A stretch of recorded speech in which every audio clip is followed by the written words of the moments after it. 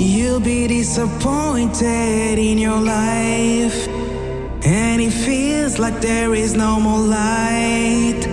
Everyone else keeps telling you lies, and your loved ones seem not to realize that you're in pain and got tears in your eyes.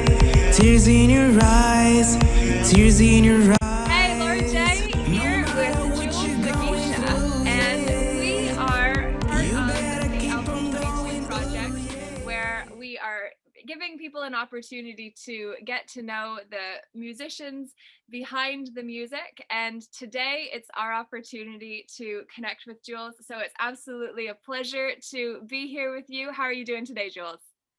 Oh, it's my pleasure. Laura, I'm really, really thankful for this time we are going to have. Like, it's going to be a great interview because I've been waiting to speak about this project for a while, because since the beginning, it was really beautiful. Like, it is an awesome project. Album 22 is a really good project where people really need to listen to that album because it has amazing people and amazing messages. Thank you. And we're so thrilled that you chose to participate in this process, and you have been in all of the meetings leading up to this as well. So your creativity and energetic signature is very much a part of this baby that we are birthing to the world very soon. And before we really touch on the project, I'd really love for you to give us a glimpse into the man behind the music and your background and really what's brought you here, Jules. Oh, thank you so much. Oh, I'm Jules Mugisha, originally from Congo, which is Republic Democratic of Congo, which is in Central Africa. It is a very big country. I grew up in a very, very rich country, but we had some political issues. That's why we had a few wars in my region, for example. There have been many wars because of resources and other things. So I grew up mostly like witnessing violence, how a group of people could be like really, really unhuman to others because the lack of love, because they just want money, resource, and other stuff. And that was a big part of the inspiration of my music, because I try to give hope to people. For example, I have many songs, I've written many songs since before, talking about the violence, talking about peace, talking about how maybe people can come together and unite, stop tribalism, because tribalism is a really big issue in my country and some nearest country. And I've witnessed many things really, like some other countries in Africa have also xenophobia, and some other parts of the world we have also the type of discrimination about sexual orientation, religion, and other stuff. So my message in my music is about trying to bring hope and try to unite people. Like we can live all together. We don't need to all follow the same thing, because as long as there is peace and we share, we avoid greed, because most of the time I realize that people really do those things for greed. You understand that people will do anything to get to some money, to get to some resource, coltan, diamond, cobalt, like everything. Like it was all about the money, which was people talk about the evil. I understood the evil of money since I was like little, because I lost many people. Like I lost aunts, I lost uncles, I lost brothers because of this war. So as a musician, that's what I felt like that was my mission. And I'm really glad because I'm trying to share that mission with Album 22. And I hope people will get to this message and really feel themselves and have an impact. I hope it will have an impact on them. You have really had a diverse experience in the time that you've had here so far, and you're no longer in the Congo. So if you want to share about the journey that you've been on to get where you are and how that's been a different experience and really impacted your music as well, I'm sure people would love to know where you are, Jules. Well, very nice. Thank you. Back in 2012, I left Congo because there was a war. There was a group of rebels which was about to overtake the town. It was M23 at that time, and they were really serious. It was really, really hard and bad. there was like fear everywhere. So I had to escape from Congo, and I went to Ethiopia. I went to Ethiopia, and that's where I spent like 80 years. I lived in Ethiopia for 80 years. It's really like when I speak, for example, I could say I'm more Ethiopian now because I adapted to the Ethiopian culture more than my own culture because I spent a lot of time in Ethiopia. I have learned the language, I have learned the tradition and stuff, and I enjoy it there because Ethiopia is kind of more peaceful than Congo, and that's what I really wish my country will be like. You know, I really wish I could be proud of my country, like the way I'm proud of Ethiopia. I really love Ethiopia so much. So the 8 years I spent in Ethiopia, I've met people. I did some music with people there. I did some studies there, and I did my bachelor degree there. So from Ethiopia, I got a scholarship to Italy, to continue my master degree in tropical development. That's what I came to Italy to do. I live now in Florence, Florence, which is a beautiful city. I wish you could visit it one day because it's a very attractive city. And that's where I'm doing now my master degree, and it will be for 2 years only. God knows what the future might bring, but I did tropical development to improve also the development of my people and the development of people near Congo, Sudan, and other countries like Somalia, Kenya. I'm trying just to contribute to how can I improve the life of human beings, you know, like the societies which have been affected by different type of conflicts and stuff, you know. That's what I feel like I try to do my best to see if I can give to the community, because for example, if I could contribute to the Ethiopian community, I would be very happy because they have contributed a lot to me. Like when you talk about Ethiopia, I feel like that's my country too, because imagine 8 years, you understand. Yeah, that's how things are. So now I'm in Italy. Of course, Italy is a very beautiful place and a peaceful place too.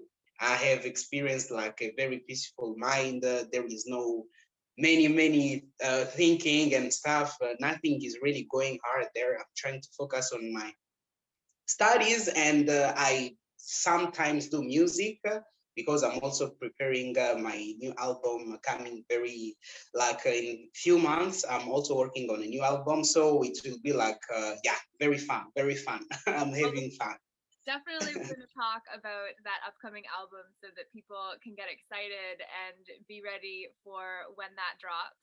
And you mentioned about the war and the fear, and I am curious how that impacted your creative abilities at that time, because we're very much in a similar space worldwide right now, even though it's not the overt war that you experienced in the Congo. We're in a similar space worldwide right now, and I would love to hear your personal experience of how that fear impacted your own creativity. Oh, as an artist, you know, like when you see something, you try to express it in art. And war is a really bad thing. To be sincere, I don't wish any place to have war because I know what war does. In war, there is violence. There are people killed. There are children who are killed. There are women who are. I don't even want to express all those things because I've seen a lot. Growing up, I've seen a lot, and sometimes I just don't want to remember it because remembering it is like a pain to me. So I try to find a solution, you know, like I try to find the best possible way I can spread my message without trying to remind what happened in the past. Because yeah, if we remind ourselves of the past, we'll start blaming. And when we start blaming, the war will continue because when you blame someone, he will also say, okay, you are blaming me now, I'm coming back for you. So what is there is that I need people to at least try to live together, you know, like we can be generation after generation, but you find that some people hate the other generations, which killed the other generation, and then there is retaliation, and there is new thing, and you find that people are really not living together at all. I don't really wish that to any place. So that's why I'm trying to spread at least positivity in my music. Like I'm trying to unite people. You know, I don't stand for any group. We have lost people because I believe we are all humans, you know. And I made a song, of course, which is called "I'm a Human, Not a Color." It was mostly about flags, mostly about humanity, mostly about tribes unity. Because before being a tribe, before being a name, before being somebody, we are all humans. We come as human in the earth, you know, like all babies are human. If you could see the world of babies, you should go to a KG or a primary school. You'll find that kids are awesome. Kids teach you unity more than anyone else. Because in Ethiopia, I had a chance to be a French teacher because I used to teach French to a primary school. Like after my graduation, I was lucky to get a job, and I experienced really how kids are really awesome. Kids are really good because kids, they give you love without expecting anything. Kids, they don't really know the name of their tribes. Kids can speak any language you teach them. They don't really care. They will not say, no, I don't want to speak that language because the person who spoke the language is the person who went and do this and he did this to my family. No, kids are really ready to just learn. The kids are good. That's where I feel like if we could at least have that heart of kids, you know, like having that hope of kids, you know, to keep the spirit of children. Children are amazing. And to smile like children, you know, like to give love like children, to share like children. You know, like when a child loves you, he'll give you everything, you know. He'll be like, okay, okay, come on, Betty, did you finish with your pencil? Can I have it? Oh, here is the pencil. Oh my God. But imagine asking that for example, to an older person. They'll be like, come on, why don't you have your pencil? Why you didn't bring your pencil? There will be thousands of questions. So they put, how can you say, thoughts before the heart. They put thoughts before love. So I wish people could be like, before doing anything, they should think about humanity first, like trying to help first, trying to help. That's why you find that, for example, we do have people who could help in countries like Congo. I believe there are good people. There are good people. They get changed by time. I know they get changed by time, but I believe that there is hope in every place. People who fight at war, they can unite, you know. Different rebels can come together and be received by community. If at least we could be like forgiving. I know it is very hard when we have lost people due to war and other stuff. But if we keep blaming, I'm sure there will never be a solution. We will keep losing, you know? Like if we don't put love in everything we do, we will keep losing. That's why I say, let every bad situation inspire you to do positive things, you know? Like you can still inspire and teach to the world that there is hope, you know? Because I understand, for example, some people, of course, they cannot relate as long as they have never seen the war. It is really easy to speak about something you read in a book, you know, like there was a war, for example, there was a war in 1997 against Mobutu and Kabila. There was a war against this and this. There was a war in Rwanda. There was a genocide in Rwanda. There was a genocide somewhere. There was this and this. People can read it in books, but they cannot feel it. But for example, people who were there, oh my God, those people can really tell you how being a human being could really be a good thing to the humanity again, you know? Like people have lost the sense of humanity, you know? Everything is about profit, running for profit, deceiving for profit, lying for profit, you know? Greed, that's what is destroying the earth, you know? Greed. If we could at least learn how to turn that greed and change it to some other words, you know, it could be a good thing. That's what I really wish the world could understand, you know. I really wish we could come all together because we are all one. Science told us the same thing, religion taught us the same thing. So I really don't know what is hard to really, really believe about that, you know. I don't know. I'm still waiting for somebody to tell me how is that impossible when we are all one. We came from all the same. We the same place. We are the same. That's what that could be my only message. So because of the song I made, I'm a human, not a color. That's where I met Jared, who is an awesome person. He contacted me about the album 22 and told me there is this album we're going to make. It's about, of course, healing the humanity and, of course, sharing positive message, sharing hope and everything. And I was like, yeah, that's my field. That's what I do. You know, like, it's like, yeah, that's what I was waiting for somebody to tell me, come on, we are fighting together. We are trying to solve the problems of the earth and we are trying to bring people together. Let's go, album 22. And I was like, yeah, I'm ready. That's where it happened. It was really beautiful. And I met you guys, like, it was awesome. You know, Laura, you guys are awesome. I could say many people, you know, I could say, you know, Susie, I could say, you know, many people are very awesome. I'm really, really happy I was part of the project, you know. We're so grateful that you have been part of the project. And I would love to really hear what the biggest takeaway that you've got from participating in the creative coming together of this collaboration in album 22 would be.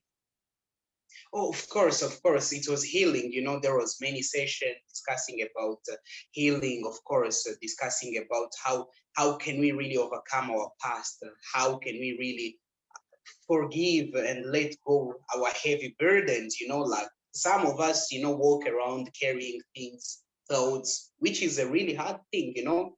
Thoughts affect us. And I remember, thanks to you for sharing the books by Eckhart Tolle, you know, A New Earth. That book was amazing, you know. Like I was feeling like I was already a good person, and then I read the book, and it's of course showed me the good way because you know we were like the power of now, the new earth. All those books were amazing to me, and I'm sure being part of the project was really a good thing. It was like a message because if I couldn't be a part of the project, I could have never read that awesome book. That book changed my life in a very, very positive way, you know, like yeah, like there was an example where he gave an example about two ducks fighting. And then after the ducks fighting, you know, they go like spreading their wings after a fight, like to let the anger go, you know, like after a fight, they let their anger go by spreading their wings. And I was like, oh my God, if only humans being were able at least to do that, you know, like there is a fight, of course, someone won, someone lost, but why don't we try to spread our wings and try to let go the anger that we hold, not try to retaliate? No, there is no such thing because all lives on earth are important. Everybody is needed. And the project was really awesome about forgiving, about understanding ourselves, of course. Sometimes we also put pressure on ourselves when things didn't go so well. Sometimes we think about things and we try to blame ourselves. And the project was all about that, you know, trying to heal people who carry burdens, you know, trying to heal and contribute, of course, to the healness of others, positivity, and of course, a good earth we could really build together. That was actually recommended by Susie Corey, so I'll give credit where credit is due because it was not me. But at the same time, I love how it has really helped you in shifting yourself so that you can be the artist that is able to release the next album that will have a different energetic signature than the ones that came before it because of how you've changed. So if you want to speak into this next album you have coming out, I am sure people would be very excited to hear about that, Jules. I wish I could tell more about the album, but it's a little bit of a secret, but I'm going to spill a little bit of the secret. So the album will be more about different cultures. It will include different folkloric instruments and different approach from different African culture, and also, of course, the worldly culture. And because, of course, I'm also a rapper, I'm also a singer, and I'm also a producer somehow. I try to put everything, all my ability in the new album, and I'm sure it will be awesome because it's already like vibing, you know, like sometimes, you know, when you make, actually, you know, there are some awesome people who said like, it is good to see something before you finish it. And for me, I saw the album already before it's already finished, when it's still, of course, in process. And I'm sure it has amazing message. Of course, it's about unity, positivity. Has my message has always been. It's about unity, positivity. It will include different languages. It will include Kinyarwanda, which is a language spoken in Rwanda, Congo, and a part of Burundi. It will include Swahili, which is like the hugest population speak that language. It will include, of course, a little part of French, because because my country does speak French too. So it will also include some other small cultures around, and there will be like folkloric instruments, and like there will be different things inside the project, because I try to approach it in a way that everybody could feel themselves in it. I don't want any people to feel left out, of course, because I have, of course, incorporated also some part of the Ethiopian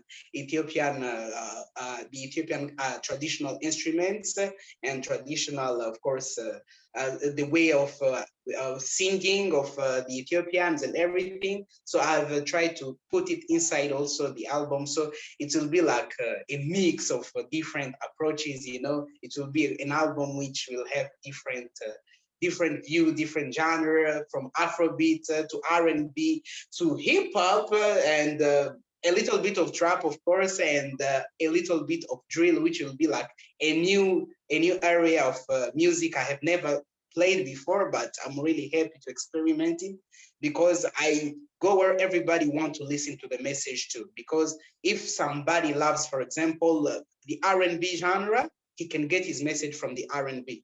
If my people are so much into Afrobeat, they can still vibing to the song while listening to the message, because the African, they are very spiritual, and that's why they are like to move when they are like feeling.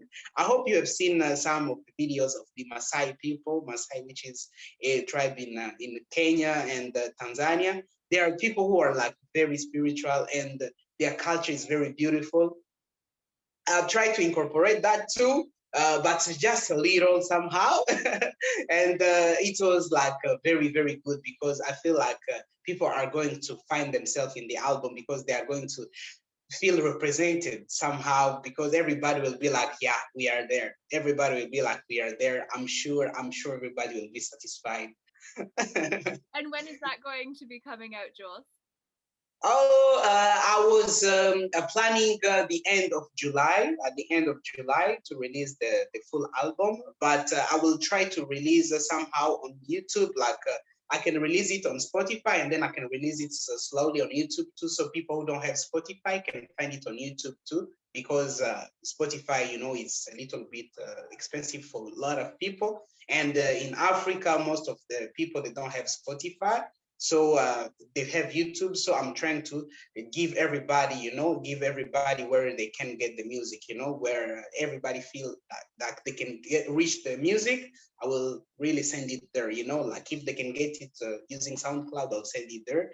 I'm trying to just reach people and let them get the message at least, That's what we need, What a blessing. Yeah.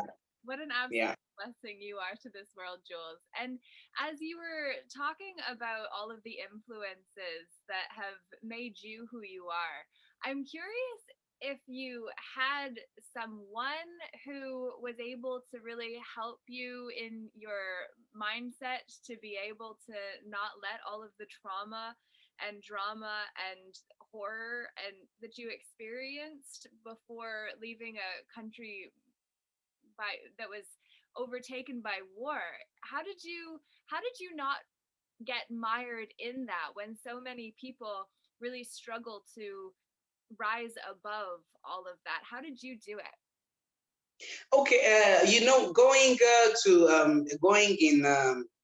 in Ethiopia, I went there with my lovely, lovely, lovely, lovely mom.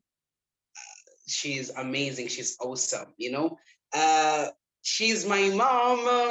Of course, she's not my biological mother, because I lost my mother when I was a baby. The day I lost her to war when I was a baby. but I was raised by, of course, by my aunt and by my uncle, who are more than a father and a mother to me.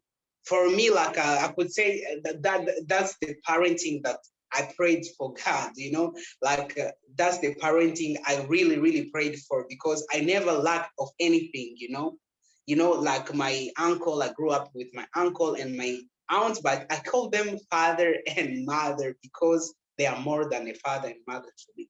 So back in 2012, we were separated from my uncle and separated from my brother and sisters, but we moved with my aunt, who is my mother. When I say my mother, she's also my aunt.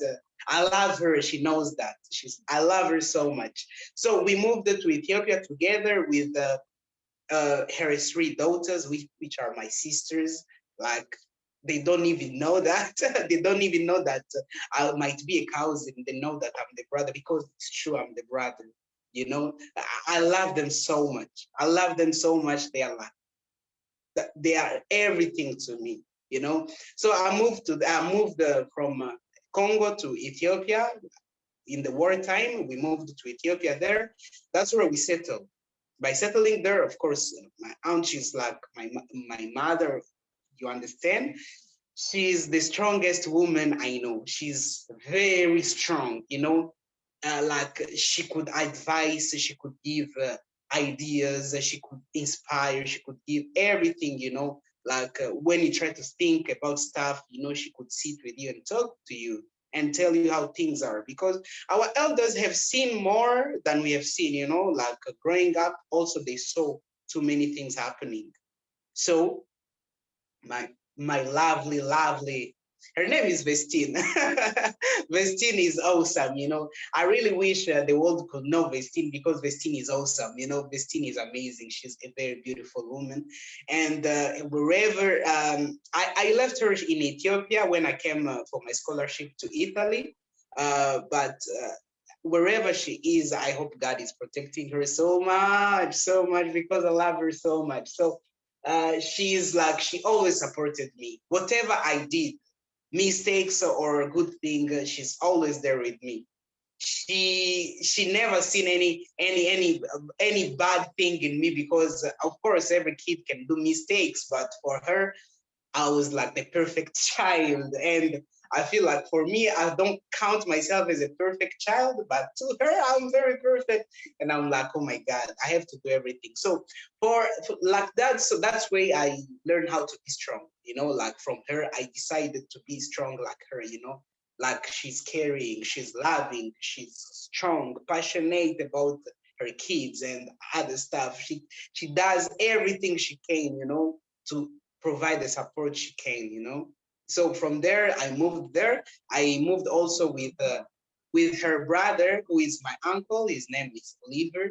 Oh my God, Oliver also is a very wise guy, you know, like we were sitting sometimes and discuss and other stuff. And they were among the people who listened to my first artistical, of course, art. And I like the music I made, the first ones I produced, they were the first to listen to them, and they were like happy, thrilled. They were asking me like, when are you going to write the next one? We love this one.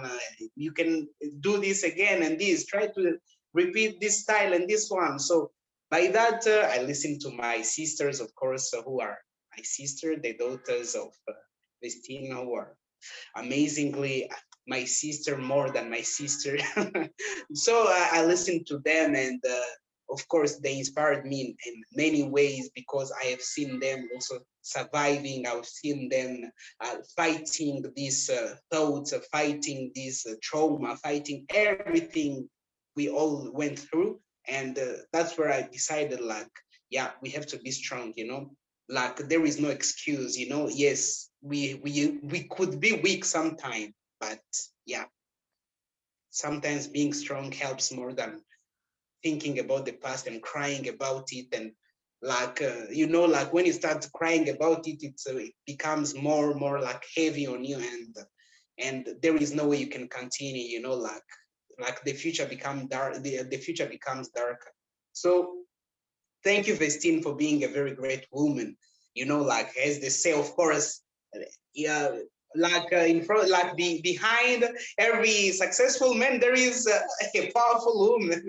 For me, Vestine was there. Oh my God, Vestine is amazing. Vestine, she's amazing. She's the most, like, she's my superhuman, my superwoman. Yeah, she's the mother from God. Like, she's from God, you know, like she's from God. For her, I'm sure she could have taken a bullet for me, for us, her kids. She could have taken her a bullet. Oh my God, they still.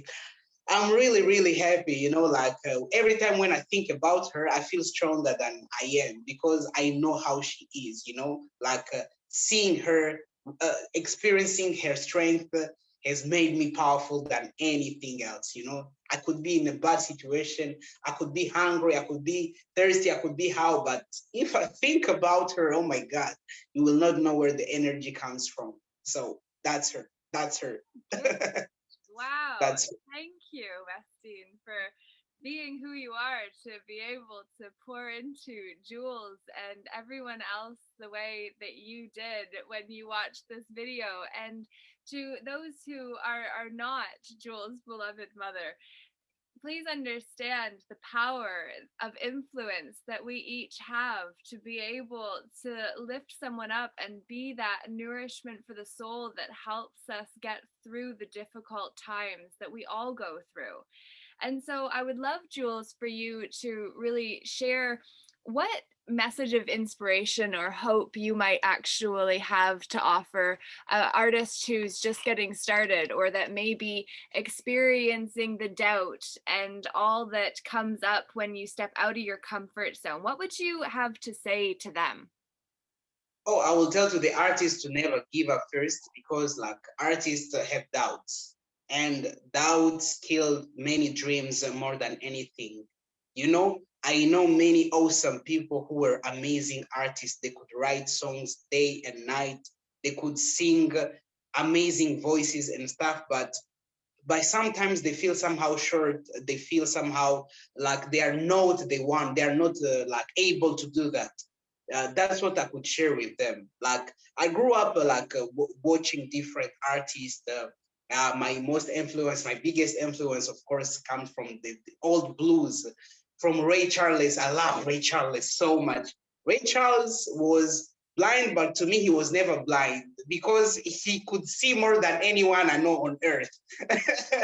That's being Ray Charles, I could tell people overcome your blindness, sometimes your fear comes in your sight and be like, come on, I can do this, I can't do this, I'm not good enough. No, try to continue pushing. You don't know who might like your music, because sometimes, of course, we have like a small audience, sometimes we have no audience, but that's the very good time to work hard and perfect your craft. As an artist, of course, you have to be able to inspire people. As long as you share what you were gifted, when you share what you came to earth to give, somehow at a point your message is going to come and meet somebody who needs it. That's why people don't have to give up as artists. Music is very powerful, or any other type of art. They're inspiration to the humanity, and they paint, they bring colors, green, yellow, red. It's like the biggest paint of the world. When artists bring their crafts, all of them at the same time, that's where we make a beautiful world. If we could use that power we are given, the gift that we have to bring people together, I really, really pray, I really wish people could use that, and don't let them cover their lights because they feel like somebody don't believe in them. No, believe in your first, and other people will believe in you, because that's the first thing you have to do as an artist. And try to share your gift. That's a big message I could give there to artists. Keep going no matter what. If we need to do it hard, let's do it harder. If we had to do it in a normal way, then let's do it normal way. But just let's do it. Let's just not give up for nothing. Let's just do. Let's be us. Let's be artists. Express ourselves. Let's bring to the world we are gifted with. That's my message to other artists. Jules, I know that you will have just touched someone who really needed to hear that message today. So thank you for showing up fully, for being the beautiful soul that you are. And to everyone who has had an opportunity to get to know Jules today, I would love for you to give a like to the video, leave a comment below what this message means to you, what it means for you, and what you're going to do with the inspiration that we've received today from Jules. So thank you so much for your time today, and very much look forward to having you continue to contribute with art, with album 22 and with your own album when it comes out at the end of July. We'll touch base around that time and definitely give you a lift, because we are better when we're connected and stronger together, and then can truly be that inspiration that your mother has been for you. So what an absolute gift. My heart is so full. Thank you, Jules. Thank you so much. Thank you, Laura. Thank you so much. Gonna pay out your result, and your hard work will show you are stronger than you thought. You thought.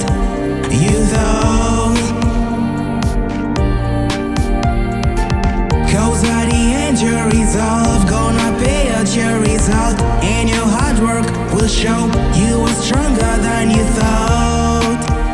You thought. Maishani magumu utapata maumivu, wewe ni jasiri, ongeza bidii. Life will knock you sober, friends will let you so down, you'll be hurt by your close one. You just have not to give up, life still has much to offer. When you're in pain, it's a sign of progress. Don't feel ashamed of your past mistakes. No one is perfect and no one